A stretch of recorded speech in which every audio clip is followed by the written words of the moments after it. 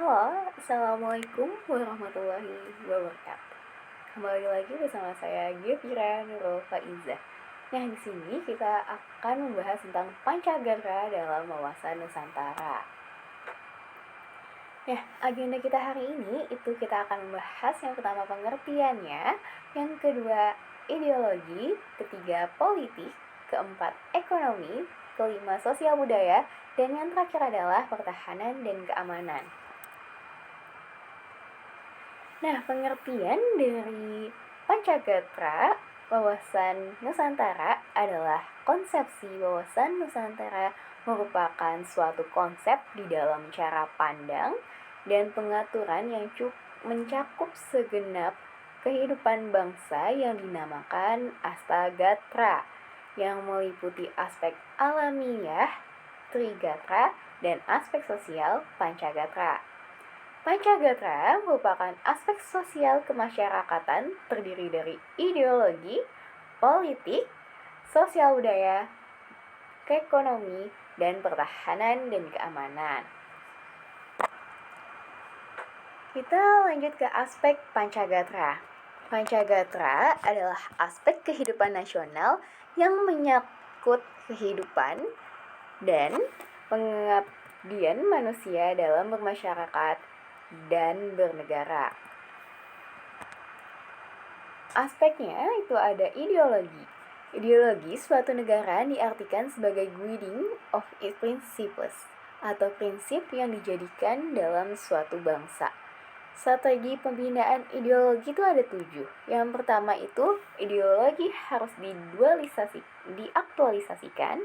Yang kedua, ideologi sebagai perekat pemersatu. Yang ketiga, ideologi harus dijadikan panglima. Yang keempat, ideologi yang dikembangkan ke arah keterbukaan dan kedinamisan. Yang kelima, ideologi Pancasila mengakui keanekaragaman untuk menjadi alat penyejahteraan. Yang keenam, kalangan elit, eksekutif, legislatif, dan yudikatif harus melaksanakan GBHN. Yang ketujuh, menumbuhkan sikap positif dengan mewujudkan cita-cita bangsa. Nah, di politik diartikan sebagai asas haluan atau kebijakan yang digunakan untuk mencapai tujuan dan kekuasaan. Politik itu dibagi menjadi 2 sektor. Yang pertama itu sektor input. Sektor kemasyarakat yang memberikan masukan atau input. Yang kedua adalah sektor output dan sektor pemerintah yang berfungsi sebagai keluaran atau output. Kita lanjut ke ekonomi. Kegiatan ekonomi adalah seluruh kegiatan pemerintah dan masyarakat dalam mengolah faktor produksi dan distribusi barang dan jasa untuk kesejahteraan rakyat.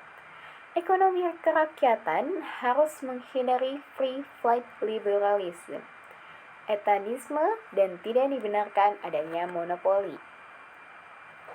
Lanjut kita ke sosial budaya. Sosial budaya dapat diartikan sebagai kondisi dinamika budaya bangsa yang berisiko rentan untuk mengembangkan kekuatan nasional dalam menghadapi dan mengatasi ancaman, tantangan, halangan, dan penggunaan atau yang disingkat ATHG. Kita lanjut ke ekonomi. Ekonomi tadi budaya. Lanjut ke pertahanan dan keamanan.